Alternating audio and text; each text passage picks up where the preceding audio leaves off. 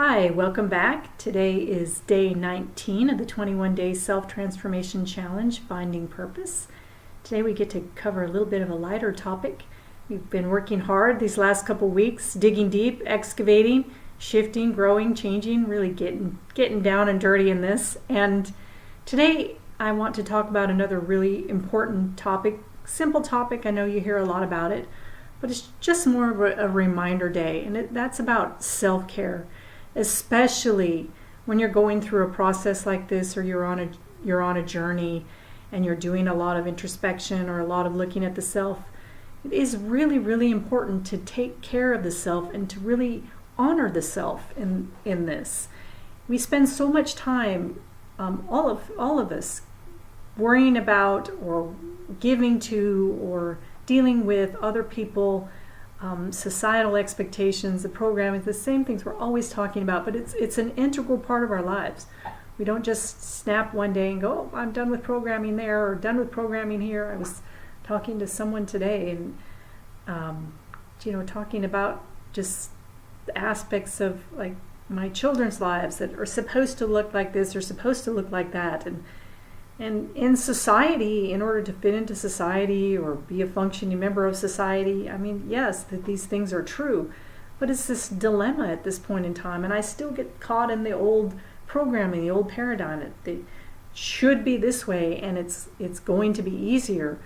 But in that, as with anything, is when it comes to the programming, it's like once you become aware of it, there's ways to do the programming or follow the programming without becoming a beast of the system. As long as you're honoring and listening to yourself. If it's a match for you, then do it. Follow your guidance. Do what you need to do.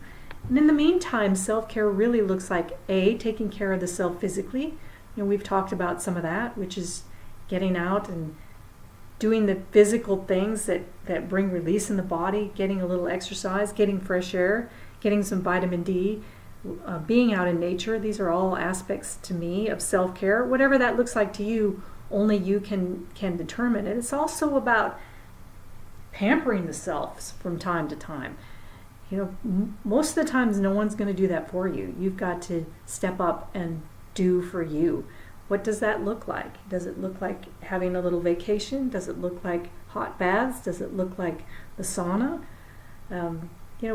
Only you can determine what is an aspect of self-care to you in the pampering and that kind of thing. And it's also about feeding the body, fueling the body in the way that the body truly needs.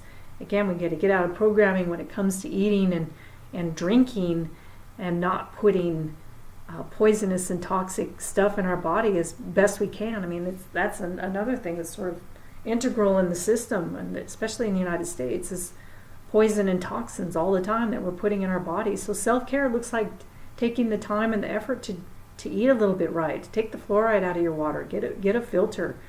You can do that in very more inexpensive ways. So it's a kind of a big topic, and I know there's a book out there, I think it's called The Extreme Art of Self-Care by Cheryl Richardson, and it just gives ideas and topics and ways that you can take care of yourself and honor yourself, and we have really covered a lot of self-care items, over the weeks, like boundary setting, and like I said, the physical exercise of things, listening to the heart's desire.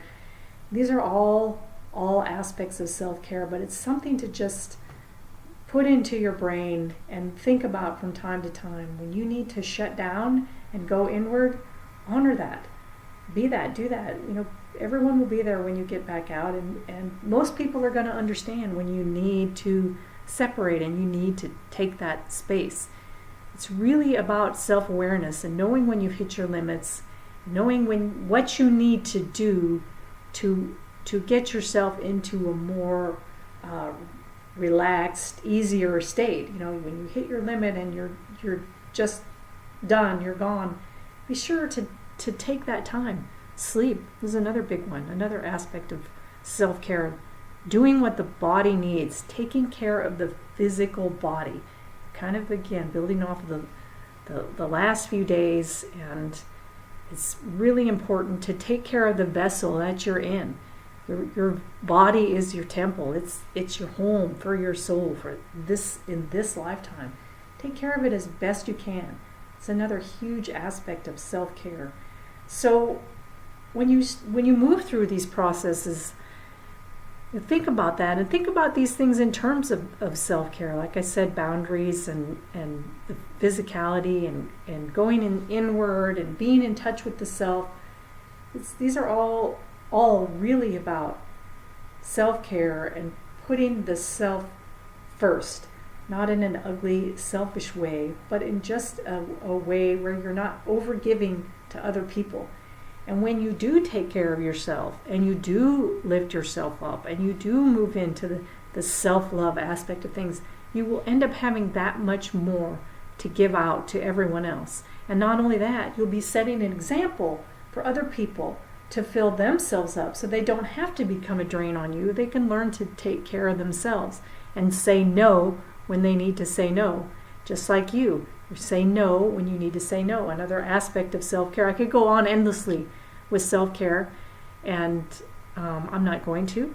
So I think another aspect of self-care is not spending too much time on YouTube. So this is all I have really for today, but it is really, really important, and it's just a key element to kind of add in to your whole thought process as you go through the 21 days and see how in pretty much every item you can apply the concepts of self-care and self-love to the whole process, and really kind of brings it back, really getting to the full circle, home to the self, development of the self, care of the self, and then ultimately you have more centeredness and more vitality to be who you are and move towards those things that you do truly desire.